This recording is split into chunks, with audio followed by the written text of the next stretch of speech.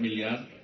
Sedangkan satu lagi kita memberikan bansos berupa beras 10 kg untuk 2 bulan, ditambah minyak kita untuk 2 bulan. Nah, itu besarannya sekitar 12 triliun.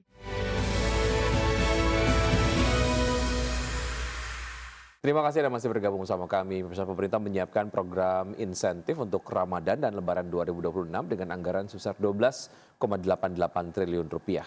Ya, insentif tersebut berupa diskon tarif transportasi hingga bantuan sosial sektor pangan.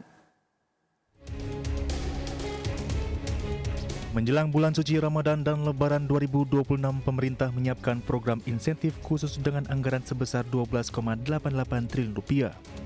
Menteri Koordinator Bidang Perekonomian Erlangga Hartarto menegaskan, insentif yang diberikan berupa diskon tarif berbagai moda transportasi hingga bantuan sosial, seperti bantuan beras dan minyak goreng, di mana insentif moda transportasi berupa diskon tiket yang mencakup diskon tiket pesawat, kereta api, angkutan laut, angkutan darat, dan diskon tarif jalan tol. Insentif diskon tarif transportasi yang diberikan berkisar 15 hingga 30%. Total insentif untuk diskon transportasi diperkirakan sekitar 200 miliar rupiah. Sekitar 200-an miliar. Sedangkan satu lagi kita memberikan bansos berupa beras 10 kg untuk 2 bulan, ditambah minyak kita untuk 2 bulan. Nah, itu besarannya sekitar 12 triliun. Di sisi lain, pemerintah juga berencana untuk kembali menerapkan mekanisme work from anywhere atau bekerja di mana saja. Pemerintah juga akan menambah dan mempertebal pemberian bantuan sosial beras sebanyak 10 kg dan minyak goreng selama 2 bulan yang termasuk dari anggaran tersebut senilai 12 triliun rupiah. Dari Jakarta, Tim Liputan IDXNO. Pemirsa, Presiden Prabowo Subianto resmi menetapkan 4 peraturan pemerintah terkait dengan penambahan penyertaan modal negara atau PMN. Ya, total PMN yang akan dikucurkan sebesar 11,46 triliun rupiah. Presiden Prabowo Subianto menetapkan 4 peraturan pemerintah terkait penambahan penyertaan modal negara atau PMN. Kebijakan ini tertuang dalam 4 peraturan pemerintah, yakni PP nomor 51 tahun 2025 tentang penambahan penyertaan modal negara ke dalam modal BPI dan antara dalam rangka pelaksanaan penugasan. Total penanaman modal negara yang dikucurkan mencapai 11,46 triliun rupiah. Keempat PMN tersebut menyasar sektor transportasi kereta api, pelayanan nasional, serta pembiayaan perumahan rakyat. 4 peraturan pemerintah yang resmi ditetapkan yakni PP nomor 51 tahun 2025 tentang penambahan penyertaan modal negara ke dan antara dalam rangka pelaksanaan penugasan oleh PT KAI. PP nomor 52 tahun 2025 tentang penambahan penyertaan modal negara untuk PT Industri Kereta Api. PP nomor 53 tahun 2025 penambahan penyertaan modal negara penugasan PT Pelni. Serta PP nomor 54 tahun 2025 penyertaan modal negara ke dalam modal saham PT Sarana Multigria Finansial dalam rangka pelaksanaan penugasan. Dalam belit peraturan pemerintah tersebut disebutkan sektor perkeretaapian. Pemerintah menambah PMN sebesar 1,8 triliun rupiah kepada PT KAI untuk pengadaan dan retrofit kereta realistik guna meningkatkan layanan angkutan penumpang perkotaan. PMN sebesar 473 miliar rupiah disalurkan ke PT Industri Kereta Api Persero untuk meningkatkan kapasitas produksi sarana perkeretaapian dan revitalisasi perkeretaapian nasional.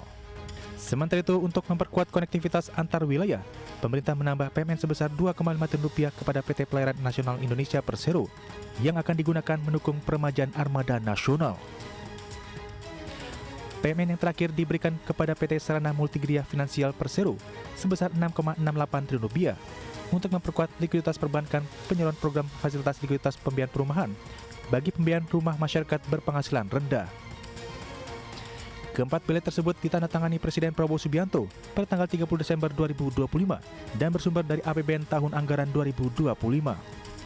Suntikan modal negara ini bertujuan memperkuat likuiditas kinerja dan tata kelola pengembangan sektor transportasi kereta api, pelayanan nasional serta pembiayaan perumahan rakyat. Dari Jakarta, Tim Liputan IDXNO. Bursa Efek Indonesia mengaku telah menyiapkan pengetatan aturan pencatatan saham perdana atau IPO seiring dengan adanya penangkapan 3 tersangka dalam kasus saham gorengan. Iya, PT Bursa Efek Indonesia menyiapkan pengetatan aturan pencatatan saham perdana atau IPO. Hal ini seiring dilakukan adanya penetapan 3 tersangka kasus dugaan tindak pidana pasar modal dan tindak pidana pencucian uang pada emiten berkode saham BIPA. Direktur Penilaian Bursa Efek Perusahaan Bursa Efek Indonesia IGD Nyoman Yetna mengatakan pengetatan aturan khusus pada perusahaan yang akan melakukan IPO ini akan difokuskan pada 4 aspek utama, yakni persyaratan keuangan, tata kelola perusahaan, kualitas bisnis, serta peluang pertumbuhan.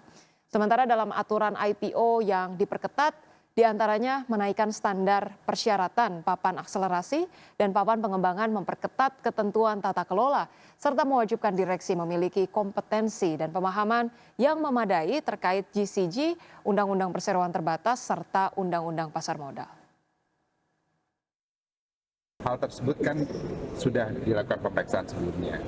Ya, kami di Bursa tentu mendukung, mensupport aparat penegak hukum dalam menegakkan tugasnya. PT Petrindo Jaya Kreasi Tbk melalui entitas usahanya melakukan peletakan batu pertama proyek pembangkit listrik jumbo berkapasitas 680 MW di Halmahera Timur, Maluku Utara. Ya, manajemen menyatakan groundbreaking proyek tersebut sebagai bentuk komitmen perseroan dalam mendukung pengembangan ekosistem baterai kendaraan listrik di Indonesia. Emiten afiliasi konglomerat Prayogo Pangestu PT Petrindo Jaya Kreasi Tbk melalui entitas usahanya melakukan peletakan batu pertama proyek pembangkit listrik jumbo berkapasitas 680 MW di Halmahera Timur, Maluku Utara. Proyek tersebut digarap oleh PT Gunadarma Integra yang merupakan entitas usaha yang dimiliki perseroan melalui PT Volta Daya Energi Indonesia. Groundbreaking proyek yang berlokasi di kawasan industri terintegrasi Feni Haltim Industrial Park, Halmahera Timur, Maluku Utara itu dilaksanakan pada Rabu 4 Februari 2026. Direktur Utama Petrindo Jaya Kreasi, Michael, mengatakan groundbreaking proyek pembangkit listrik itu merupakan komitmen Petrindo untuk berkontribusi serta berperan aktif dalam mendukung pengembangan ekosistem baterai kendaraan listrik, sekaligus terus meningkatkan nilai tambah bagi sektor energi dan industri nikel di Indonesia. Sebagai catatan, FHT Industrial Park merupakan kawasan industri terintegrasi sebagai bagian dari implementasi strategi hilirisasi mineral pemerintah Indonesia untuk merealisasikan potensi pengembangan pusat industri baterai kendaraan listrik di dalam negeri. Berbagai sumber, IDX Channel. Pemirsa, emiten petrokimia milik Taipan Prajogo Pangestu PT Chandra Asri Pacific Tbk atau TPIA berencana melakukan pembelian kembali saham atau buyback dengan nilai fantastis mencapai 2 triliun rupiah. Langkah ini diambil di tengah dinamika pergerakan harga saham perseroan sekaligus menjadi sinyal optimisme manajemen terhadap prospek kinerja ke depan. Emiten petrokimia milik Taipan Prayogo Pangestu PT Chandra Asri Pacific Tbk atau TPIA berencana melakukan pembelian kembali saham atau buyback dengan nilai fantastis mencapai 2 triliun rupiah. Langkah ini diambil di tengah dinamika pergerakan harga saham perseroan sekaligus menjadi sinyal optimisme manajemen terhadap prospek kinerja ke depan. Berdasarkan keterbukaan informasi, buyback akan dilaksanakan tanpa melalui mekanisme rapat umum pemegang saham atau RUPS. Periode pembelian kembali dijadwalkan berlangsung mulai 4 Februari hingga 3 Mei 2026. Dalam rencana tersebut, perseroan menargetkan dapat membeli maksimal 250 juta lembar saham, setara sekitar 0,29% dari total saham beredar. Manajemen menyebut aksi korporasi ini merupakan upaya untuk meningkatkan nilai bagi para pemegang saham. Selain itu, buyback juga diharapkan mampu membuat pergerakan saham lebih mencerminkan kondisi fundamental perusahaan. Langkah ini sekaligus dilakukan untuk menjaga kepercayaan publik dan investor terhadap kinerja perseroan.